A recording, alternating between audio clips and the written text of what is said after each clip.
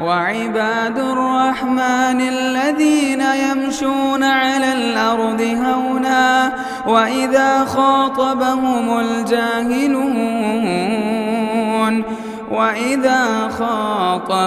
الجاهلون قالوا سلاما۔ محترم بزرگوں، نوجوان ساتھیوں، پیارے بچوں، پردے میں بیٹھی ماؤں اور بہنوں، ہر طرح کی تعریفات اللہ رب العالمین کے لیے لائق اور سزاوار ہے کہ جس نے ہم سب کو اسلام کی دولت سے مالا مال فرمایا۔ بعدہ لاکھوں کروڑوں درود و سلام کا نزول ہو پیارے نبی صلی اللہ علیہ وسلم کی ذات گرامی پر کہ آپ صلی اللہ علیہ وسلم نے آزمائشوں بھرے زمانے میں ایک مومن کو کیسے زندگی گزارنا ہے، ان تمام تعلق سے ہماری ہدایت اور رہنمائی فرمائی۔ حضرات، قرآن مجید کی جو آیت میں نے آپ کے سامنے پڑھ کر سنائی وہ سورۃ عنکبوت کی چند شروع کی 3 آیتیں ہیں۔ ان آیتوں میں اللہ تبارک و تعالیٰ نے ارشاد فرمایا الف لام میم احسب الناس ان يتركوا ان يقولوا آمنا وهم لا يفتنون، کیا لوگوں نے یہ سمجھ لیا ہے کہ جب وہ دعویٰ کرتے ہیں کہ ہم ایمان لائیں اور انہیں بغیر آزمائے کہ یوں ہی ہم چھوڑ دیں گے۔ وَلَقَدْ فَتَنَّ الَّذِينَ مِن قَبْلِهِمْ، انہیں یاد رکھنا چاہیے کہ ان سے پہلے لوگوں کو بھی ہم نے آزمایا۔ فَلَيَعْلَمَنَّ اللَّهُ الَّذِينَ آمَنُوا وَلَيَعْلَمَنَّ الْكَاذِبِينَ۔ اللہ رب العالمین کی منشا یہ ہے آزمائش کے ذریعے کون سچا مومن ہے اور کون جھوٹا مومن ہے، آزمائش کے ذریعے دونوں میں فرق معلوم کرنا چاہتا ہے۔ یہ آیتیں اس زمانے میں نازل ہوئی جس زمانے میں کہ صحابہ کرام پر ظلم و جور کی روایتیں رقم کی جا رہی تھی۔ صحابہ اللہ کے رسول صلی اللہ علیہ وسلم کے پاس تشریف لائے اور انہوں نے کہا الا تستنصروا لنا الا تدعو لنا، اے اللہ کے رسول صلی اللہ علیہ وسلم، کیا آپ اپنی آنکھوں سے نہیں دیکھ رہے ہیں کیسے ظلم و ستم کی چکی میں ہم پیسے جا رہے ہیں؟ تو کیا آپ اللہ سے ہمارے لیے مدد طلب نہیں کریں گے؟ کیا آپ ہمارے لیے اللہ سے دعا نہیں مانگیں گے؟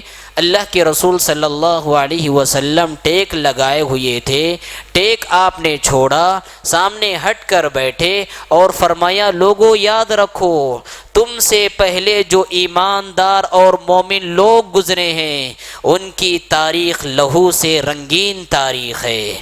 تم سے پہلے جو ایمان والے تھے انہیں آدھا گڑھا کر کے زمین میں اتار دیا جاتا اور درمیانے سر میں آرا رکھ کر 2 حصوں میں تقسیم کیا جاتا تھا، لوہے کی کنگھیوں کو لے کر تکہ اور بوٹی الگ کیا جاتا تھا۔ اتنی آزمائشوں اور امتحانات سے گزارنے کے باوجود ان کے ایمان میں کوئی تزلزل پیدا نہیں ہوا، ان کے پائے استقامت میں کوئی تذبذب پیدا نہیں ہوا، یہ چیزیں ان کو دین و ایمان سے نہیں پھیر سکی۔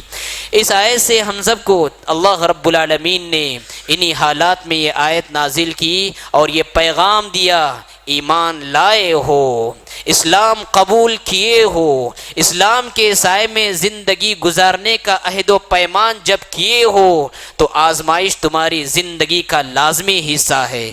تمہاری زندگی میں ضرور ایسے حالات آئیں گے جن کے ذریعے تمہیں آزمایا جائے گا، ایسے حادثات آئیں گے جن کے ذریعے تمہارا امتحان لیا جائے گا، اور ایسے چیلنجز بھرے واقعات آئیں گے جن کے بعد تمہیں نکھارا جائے گا۔ اس آیت سے اور ان آیتوں سے ہمیں یہ اندازہ ہو سکتا ہے کہ اللہ رب العالمین نے ایمان والوں کے حق میں آزمائش کو ایمان کی ترقی کا ذریعہ بتلایا۔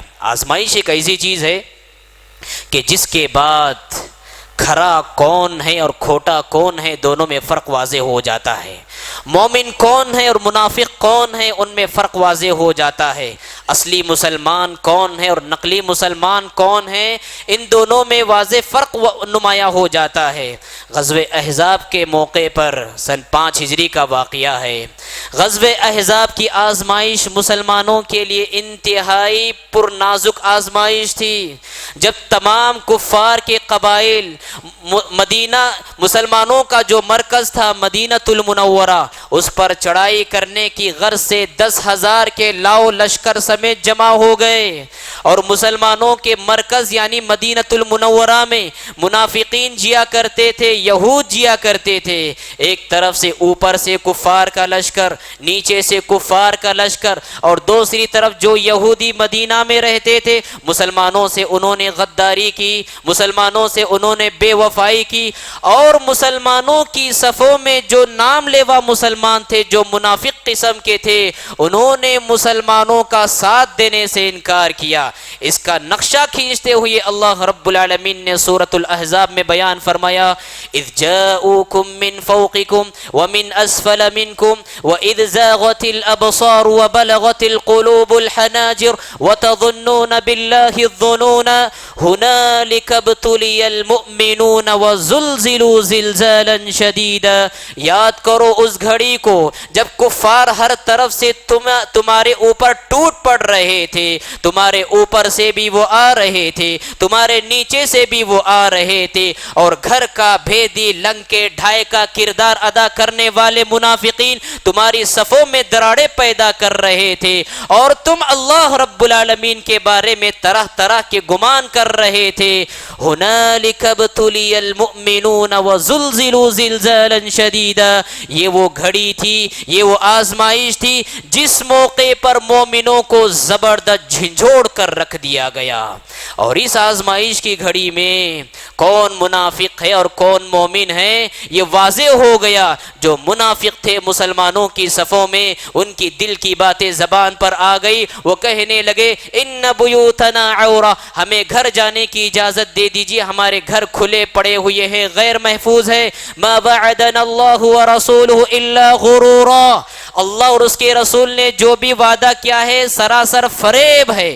منافقین کی دل کی باتیں زبان پر آ گئی، اور وہیں پر دو مسلمان تھے، مومن تھے، ان کا ایمان، ان کی استقامت، ان کی توحید، ان کے تقوی میں مزید اضافہ ہوا۔ انہوں نے کہا ھذا ما وعدنا اللہ ورسولہ وصدق اللہ ورسولہ وما زادهم الا ایمانا وتسلیما۔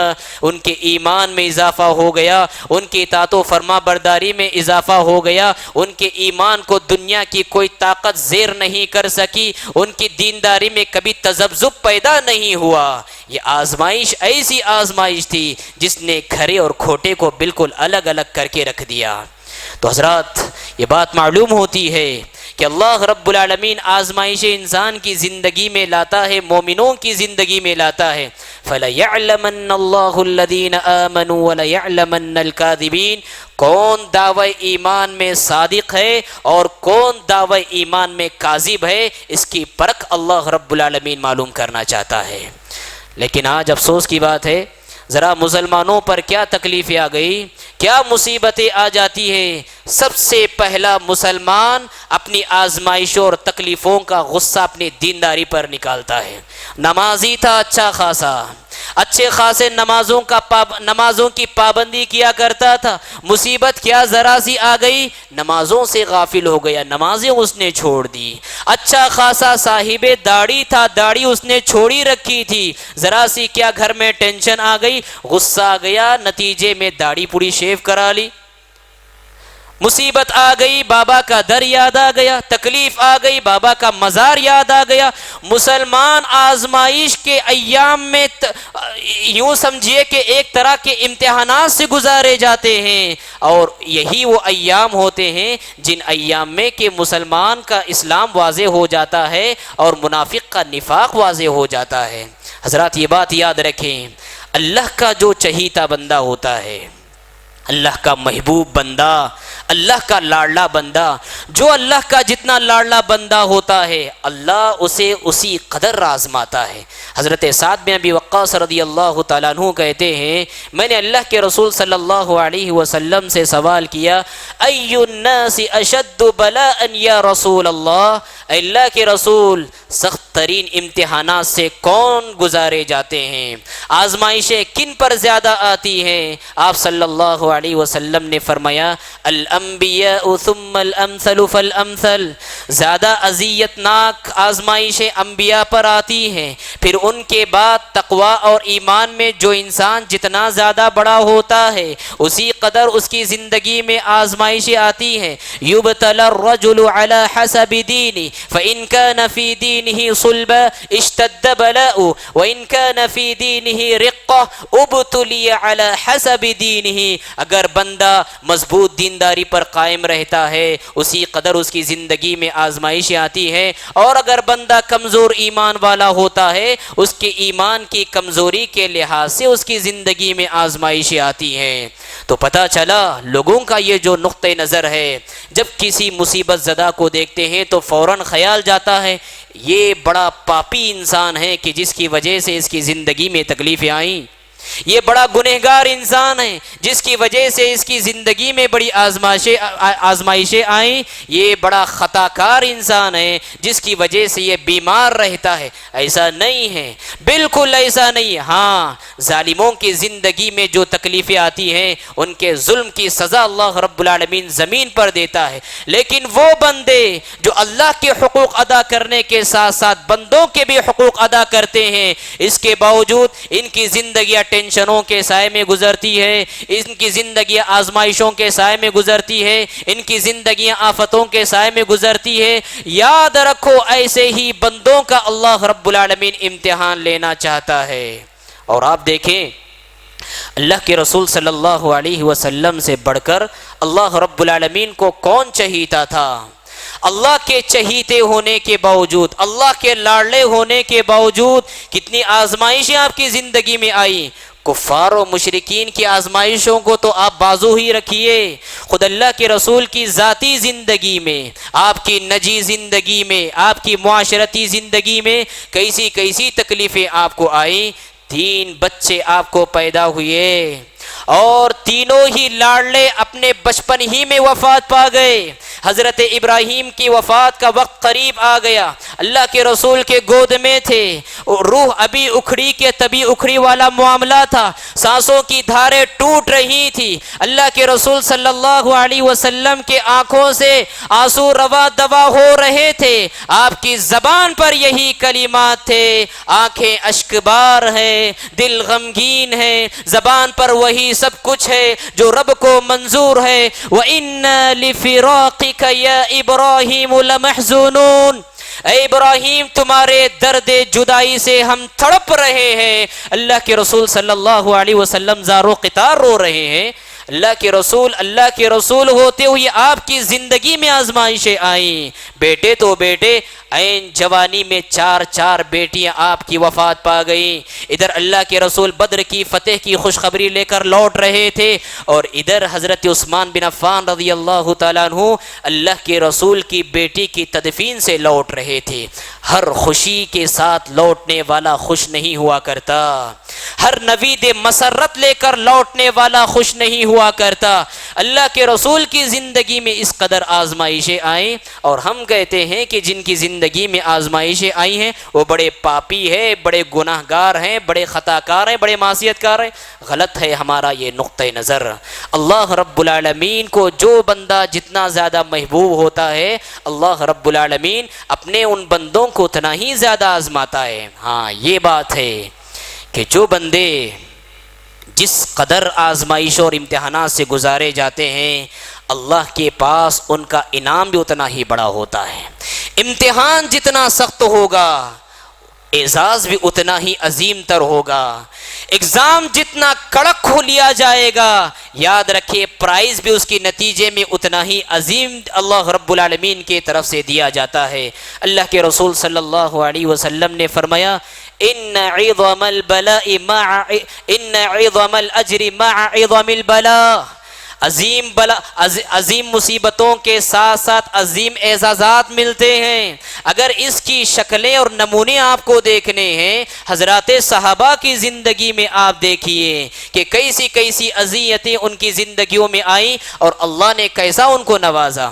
اللہ کے رسول صلی اللہ علیہ وسلم نے ایک حدیث میں ارشاد فرمایا، والذی نفس محمد بیدی لو ان احدکم انفق مثل احد ذهبا ما بلغ مد احدهم ولا نصیفا، قسم اس ذات کی جس کے ہاتھ میں میری جان ہے، تم میں سے اگر کوئی شخص احد پہاڑ کے برابر بھی سونا خرچ کر ڈالے، میرے ایک صحابی کے ایک مد اور آدھا مد کے اجر و ثواب کو بھی نہیں پہنچ سکتا۔ اللہ اکبر۔ آپ کوانٹٹی بھی دیکھ لیجئے اور کوالٹی بھی دیکھ لیجئے۔ کوانٹٹی کیا؟ ان کی کوانٹٹی کیا؟ ایک مد اور آدھا مد، 600 گرام 600 گرام گیہوں یا 600 گرام جو آپ کہہ لیجئے، اور ہماری کوانٹٹی کیا؟ احد پہاڑ کے برابر، وہ بھی کیا؟ سونا۔ احد پہاڑ کے برابر اتنی بڑی کوانٹٹی، اور کوالٹی کیا؟ ہم سونا خرچ کر ڈالے اور وہ جو اور گیہوں خرچ کر ڈالے۔ اللہ کے رسول صلی اللہ علیہ وسلم فرماتے ہیں اس کے باوجود بھی ان کے آدھے مد کو بھی تم نہیں پہنچ سکتے۔ یہ اعزاز کیوں ملا ان کو؟ یہ انعام کیوں ملا ان کو؟ اس لیے کہ انسانی تاریخ میں، یہ اسلام کی تاریخ میں جس قدر وہ آزمائشوں سے گزارے گئے، قیامت کی صبح تک ویسی آزمائشوں سے کوئی نسلیں نہیں گزاری جائیں گی۔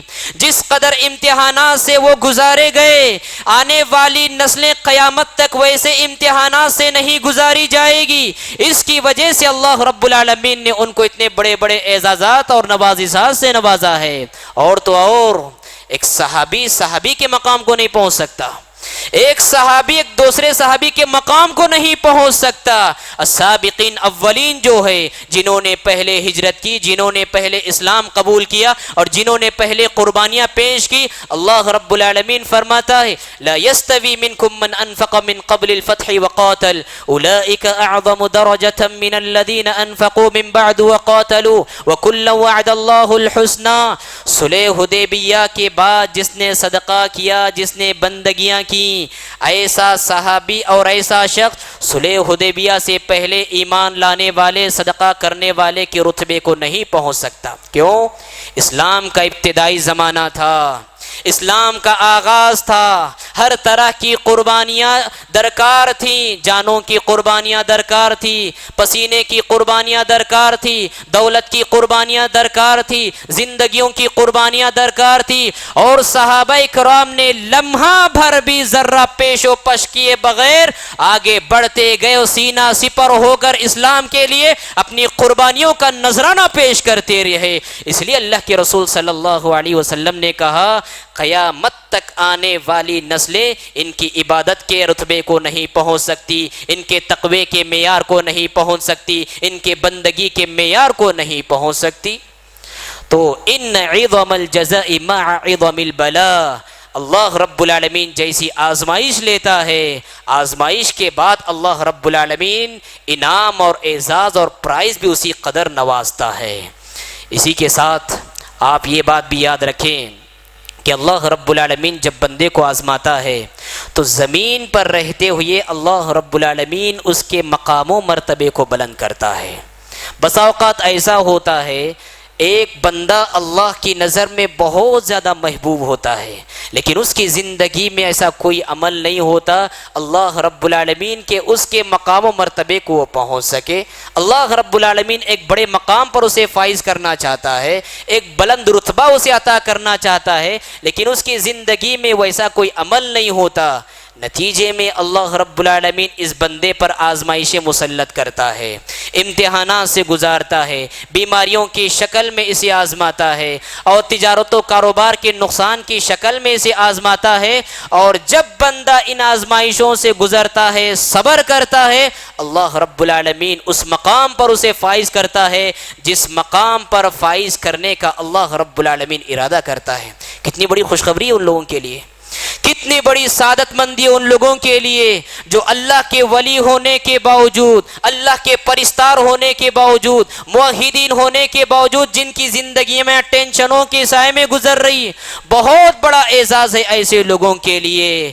اذا اراد اللہ بعبدہ الخیر عجل له العقوبۃ فی الدنیا، جب بندے سے اللہ رب العالمین خیر کا ارادہ رکھتا ہے تو اللہ رب العالمین زمین ہی پر اس کے گناہوں کی سزا اس کو دے دیتا ہے اور آخرت میں اس کے سارے گناہوں کو معاف فرما دیتا ہے۔ تو پتہ چلا کہ بندے پر جو زندگی میں آزمائشیں آتی ہیں، اللہ رب العالمین کا محبوب بندہ ہوتا ہے اور اللہ رب العالمین اس کے درجات کو بلند کرنا چاہتا ہے۔ اسی کے ساتھ ساتھ حضرات، اللہ رب العالمین کا ایک قانون یہ بھی ہے کہ اللہ رب العالمین جب کسی کے ذریعے بندے کو آزماتا ہے، کسی آزمائش کے ذریعے بندے کا امتحان لیتا ہے تو آزمائش کے اسباب کو بندے سے قریب کر دیتا ہے۔ بنی اسرائیل کا واقعہ اللہ رب العالمین نے قرآن مجید میں بیان فرمایا، وَاسْأَلْهُمْ عَنِ الْقَرْيَةِ الَّتِي كَانَتْ حَاضِرَةَ الْبَحْرِ، اے نبی صلی اللہ علیہ وسلم آپ ان سے پوچھئے اس بستی کے بارے میں جو دریائے شور کے قریب رہا کرتی تھی۔ اذ یعدون فی السبت اذ تأتیہم حیتانہم یوم سبتہم شرعا ویوم لا یسبتون لا تأتیہم، جب اللہ رب العالمین نے بنو اسرائیل کے اس بستی والوں کو ہفتے کے دن مچھلیوں کا شکار کرنے سے منع کیا تھا اور اللہ رب العالمین نے ان کی آزمائش کرنی چاہی، ہفتے کے عین دن مچھلیاں اچھل اچھل کر اور کنارے ہو کر آتی تھی اور دعوت نظارہ انہیں دیا کرتی تھی، یہ لوگ اللہ کی آزمائش میں ناکام ہو گئے، ہیلا بہانہ کر کے مچھلیوں کا شکار انہوں نے کر لیا، جبکہ اللہ رب العالمین نے منع فرمایا تھا ہفتے کا دن عبادت کرنا ہے، عبادت کا دن ہے، باقی سارے دن تم مچھلیوں کا شکار کر سکتے ہو، لیکن اللہ رب العالمین نے دیکھے کیسی آزمائش لی، ہفتے کا دن ہوتا تو مچھلیاں کنارے کنارے آ کر دعوت نظارہ دیتی تھی اور جب ہفتے کا دن گزرتا تھا تو مچھلیاں تہ میں اتر جایا کرتی تھی۔ یوں اللہ رب العالمین نے ان کا ایگزام لیا، ان کا ٹیسٹ لیا، نتیجے میں بنو اسرائیل کے یہ افراد اللہ کے اس امتحان میں ناکام ہو گئے، اللہ کے عذاب کا لقمہ یہ لوگ بن گئے۔ تو پتہ چلا اللہ رب العالمین جن چیزوں کے ذریعے بندوں کو آزماتا ہے وہ چیزیں بندے سے قریب کر دیتا ہے۔ مال کی محبت ہر بندے کے دل میں ہوتی ہے، اللہ رب العالمین کو اگر ایگزام لینا ہو تو اللہ رب العالمین ایسے بھی ایگزام لیتا ہے کہ دکان پر بیٹھا ہوا انسان گاہک پر گاہک اس کے پاس آ رہے ہیں، خریدار پر خریدار اس کے پاس آ رہے ہیں، ادھر عصر کا وقت ہوتا ہے، مؤذن کہتا ہے حی علی الصلاۃ حی علی الفلاح، لوگوں کامیابی کی طرف آؤ، نمازوں کی طرف آؤ۔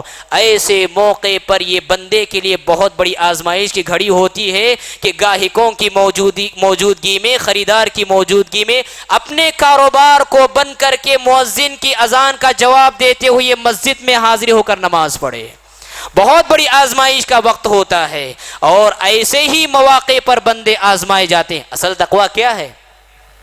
اصل تقویٰ تو یہی ہے کہ جب برائی پوری طرح کنٹرول میں ہو، جب برائی پوری طرح قابو میں ہو، قابو میں ہونے کے باوجود بندہ برائی نہ کرے، یہ اصل تقویٰ ہے، یہ اصل کمال تقویٰ ہے، یہ اصل ایمان یہی ہے کہ برائی اس کے پوری طرح اس کے قابو میں آ گئی۔ مارکیٹ میں ہزاروں لوگ بزنس کر رہے ہیں اور سب کے سب جھوٹ بول رہے ہیں، یہ واحد بندہ ایسا ہے جو سچائی اور امانت داری کے ساتھ کاروبار کر رہا ہے۔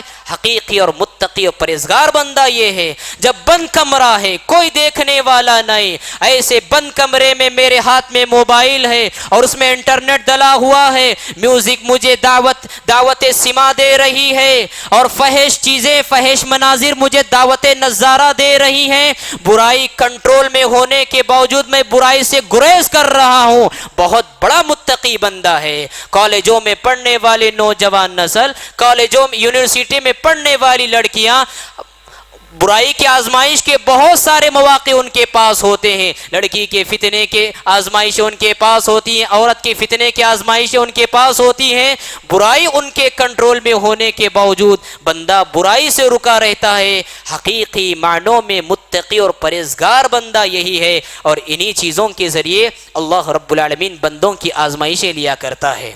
لہذا حضرات یہ بات یاد رکھیں، اللہ رب العالمین کا ایک قانون ابتلاء اور قانون آزمائش یہ بھی ہے کہ بندہ جس کی طرف راغب ہوتا ہے اس چیز کو اللہ رب العالمین اس سے قریب کر دیتا ہے، اور قریب کرنے کے بعد اس کو آزماتا ہے، آیا یہ فلاں چیز سے محبت کرتا ہے یا مجھ سے محبت کرتا ہے۔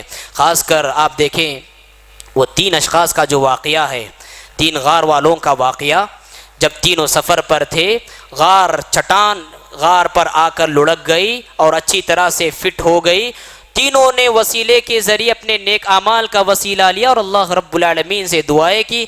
ان دعائیں کرنے والوں میں ایک بندہ بھی تھا، اس نے کیا دعا مانگی؟ اے اللہ، میری ایک چچا زاد بہن تھی جو مجھے اپنے پیسے مانگنے کے لیے آئی تھی، مجھ سے کچھ رقم کا مطالبہ کرنے کے لیے آئی تھی، میں نے پیسے دینے کا وعدہ کیا، لیکن اس شرط کے ساتھ وعدہ کیا کہ تو اپنے جسم کو میرے لیے گناہ کرنے کا ذریعہ آسان بنا دے گی۔ میں راضی ہو گیا، وہ بھی راضی ہو گئی، وقت متعین ہوا، جگہ متعین ہو گئی، وقت موت آ گیا، ہم دونوں جگہ پر پہنچ گئے، کوئی نہ تھا، میں تھا اور وہ تھی، تیسرا کوئی نہ تھا، تیسرا تھا تو اللہ رب العالمین تھا۔ اس موقع پر اس نے میرے جذبہ ایمان کو جگایا اور کہا اتق اللہ یا رجل، اے بندے اللہ سے ڈر۔ میں تڑپ اٹھا اور محض تیری خوشنودی کے لیے میں نے گناہ کو چھوڑ دیا۔ اے اللہ، اگر یہ نیکی تیری بارگاہ میں مقبول ہے تو اس مصیبت کو ہٹا دے۔ رب العالمین نے مصیبت کو ہٹا دی، اس کے دعا کو قبول فرمائی۔ تو پتہ کیا چلا؟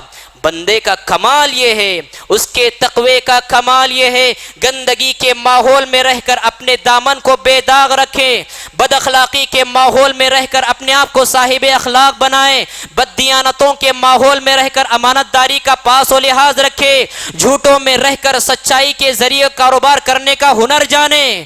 یہ بندے کا سب سے بڑا کمال ہے، ورنہ عام طور پر بندوں کی آزمائش ایسے موقع پر ہوتی ہے، بہت سارے بندوں کے قدم لڑ کھڑا جاتے ہیں اور رب کی آزمائش میں ناکام ہو جاتے ہیں۔ اور جب آزمائش کے ذریعے اللہ رب العالمین امتحان لیتا ہے اور وہ اپنے امتحان میں کامیاب ہو جاتے ہیں، عبادت میں استقامت دکھاتے ہیں، بندگی میں استقامت دکھاتے ہیں، رب العالمین کے پاس ان کی اس بندگی کی بہت بڑی قیمت ہوتی ہے۔ ایک حدیث سنا کر اپنی بات کو ختم کرتا ہوں۔ اللہ کے رسول صلی اللہ علیہ وسلم نے ارشاد فرمایا کہ آزمائشوں کو فیس کرنے کے بعد جو بندہ عبادت کرتا ہے، چیلنجز کو فیس کرنے کے بعد بندہ جو عبادت کرتا ہے، اس کے عبادت کا مقام اللہ کے پاس کچھ الگ ہی ہوتا ہے۔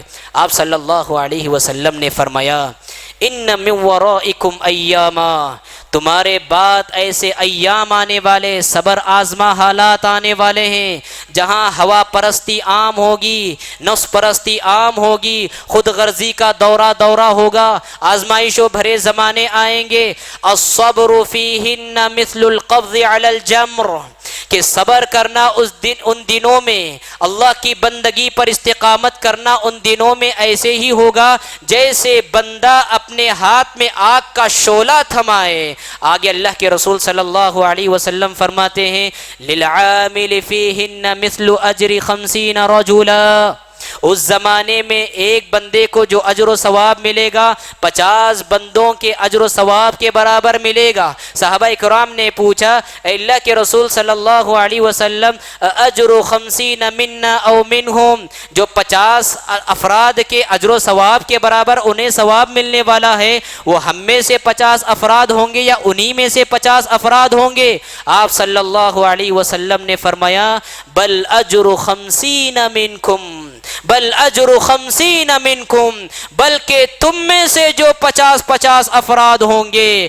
50 افراد کے اجر و ثواب کے برابر تنہا بندے کو اللہ رب العالمین اجر و ثواب سے نوازنے والے ہیں۔ کتنا بڑا اجر و ثواب ملنے والا ہے، یہ کب ملنے والا ہے؟ یہ چیلنجز کو فیس کر کے اللہ کی عبادت پہ قائم رہنا، مصیبتوں کا سامنا کر کے عبادت پر قائم رہنا، امتحانات سے گزرتے ہوئے بھی اللہ رب العالمین کی بندگی پر استقامت دکھانا، ان کا لیول اللہ رب العالمین کے پاس اتنا بلند ہے۔ اس کا یہ مطلب نہیں کہ بعد کے زمانے کے لوگ جو عمل کریں گے صحابہ سے ان کا رتبہ بلے گا، ایسا ہرگز نہیں، صحابہ تو صحابہ ہے، قیامت تک آنے والے لوگ صحابہ کے مقام و مرتبے تک کوئی پہنچ نہیں سکتا، لیکن ان دنوں میں جو بندہ نیک عمل پر استقامت اختیار کرتا ہے اللہ رب العالمین اس قدر اسے اجر و ثواب سے نوازتے ہیں۔ ان تمام باتوں کے ساتھ ساتھ خاص طور پر آزمائشوں کے تعلق سے جو دعائیں ہیں ان دعاؤں کا اہتمام کریں۔ ربنا لا تزغ قلوبنا بعد اذ هديتنا وهب لنا من لدنك رحمة انك انت الوهاب۔ اسی طرح اللہ کے رسول صلی اللہ علیہ وسلم نے یہ دعا بھی سکھائی، یا مقلب القلوب ثبت قلبی علی دینک ویا مصرف القلوب صرف قلبی علی طاعتک۔ انہی باتوں کے ساتھ اپنی بات کو میں ختم کرتا ہوں، رب العالمین سے دعا کرتا ہوں بار الہ امتحان بھرے زمانوں میں ہم سب کو اپنے ایمان پر ثابت قدم رہنے کی توفیق عطا فرما، دین پر ثابت قدم رہنے کی توفیق عطا فرما، چیلنجز کو فیس کرنے کا ہنر ہمارے اندر پیدا کرنے کی توفیق عطا فرما۔ بار الہ جب تک رکھے ایمان اسلام کے زیر سایہ زندہ رکھے، اور جب اس دنیا سے اٹھا لے تو کلمہ لا الہ الا اللہ زبان پر جاری و ساری ہو۔ اقول قولی ھذا واستغفر اللہ لی ولکم ولسائر المسلمین فاستغفروہ انہ هو الغفور الرحیم۔ مسجد عباد الرحمن کے پلیٹ فارم سے ہونے والی دعوت و تبلیغ کے مشن کو آگے بڑھانے میں ہمارا بھرپور ساتھ دیں۔ علم و عمل سے ناطہ جوڑنے کے لیے اہل علم سے جڑیں۔ مسجد عباد الرحمن کے یوٹیوب چینل کو سبسکرائب کریں اور آگے شیئر کرنا ہرگز نہ بھولیں۔ فجزاکم اللہ خیر۔